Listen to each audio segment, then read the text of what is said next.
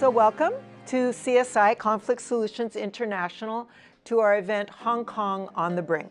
This is the Year of the Rat. The last time there was the Year of the Rat was 2008. It was a sort of moment of pride for many Hong Kongers because of what China had achieved, economic progress, further integration into the world, and Hong Kong could share part of that by virtue of one country, two systems. 2008 is where we do see a change. China's posture, seeing that the West was collapsing and that the social system was rising. And so they become much more strident in thinking that Hong Kong, we don't need one country, two systems anymore. We can start cracking it down. It's actually not working for us the way that we need it. So my focus on protests in Hong Kong was basically at the street level. So as of now, I've probably photographed over 700 or close to 700 protests in Hong Kong between 2011 and up to 2019 last year. And at that time, we knew that the extradition protests were beginning to percolate. The extradition law was basically an attempt to impose mainland political and legal norms on Hong Kongers. And it would have allowed the extradition from Hong Kong of individuals from anywhere around the world that broke Chinese law. Now, the Hong Kong government said that they had put protections in the draft extradition law to prohibit political transfers. But the problem is, underneath the basic law, the powers of national security or defense are solely reserved for the mainland. So if Beijing says this is a national security matter, much as they were talking about like the book publishers, the Hong Kong government will not and cannot refuse to hand you over. So on June 12th, which is the date that I and a lot of other people place the water revolution as beginning, and it's referred to by a lot of people as the water revolution, is because it refers to Bruce Lee saying, be water, be flexible, don't be constrained by your adversary. And it's because water is the strongest force. It can overcome anything. Now you saw Hong Kongers ready to fight back. They were so outraged at the Hong Kong police. And this is not just young Hong Kongers in the sense of 20 or 30 somethings. You saw teenagers out there. You saw as many women as men. It's pretty much everyone, but a lot of them are obviously workers, employees across all sectors. But the question becomes, why was labor union not a major force in the movement?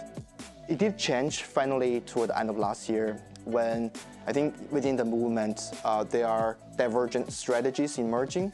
One of the strategy is unionizing. We have seen the massive growth of membership just in the last 2 or 3 months, which is extremely impressive.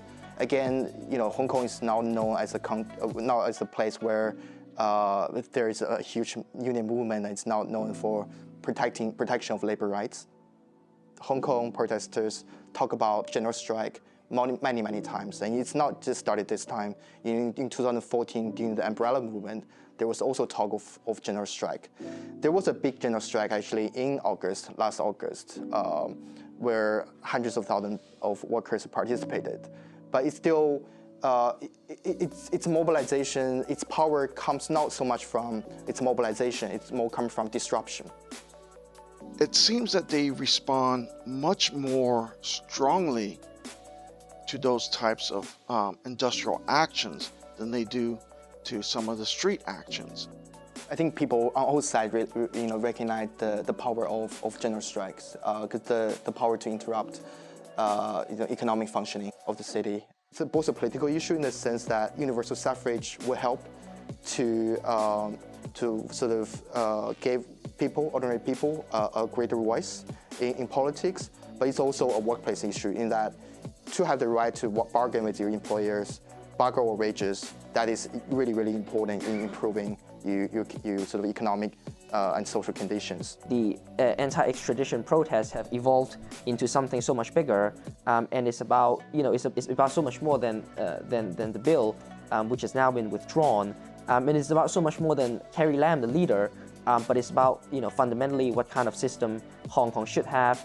The ideal is that they want to have nice, compliant, apolitical Hong Kongers who will fuel the engine for China's growth. And now we're seeing, literally, 12, 13-year-old kids being arrested in Hong Kong for participating non-violently in most cases, and that has awoken another generation. So it's that kind of process where people in Hong Kong, has transformed the city.